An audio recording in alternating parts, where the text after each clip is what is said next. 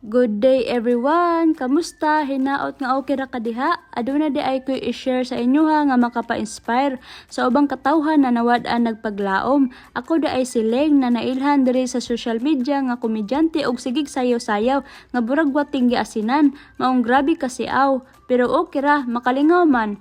Importante na walay giapakan na tao. Mao'y nakapalabing maayo.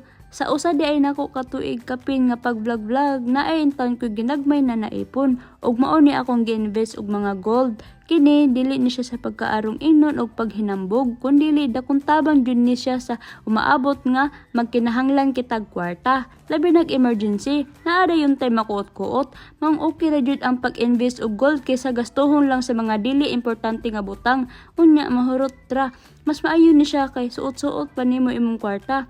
Dili man tanto kung sikat pareha sa uwan pero nilaban mapugog patas. Sa mga tao nga nawad-an nas paglaom, gamitan na inyong talento kay kana ra jud ang paraan makabangon ta. Bahala ginagmay basta kanunay.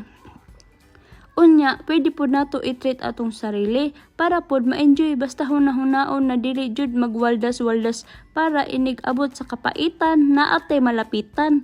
Joke, naabito tay tigom.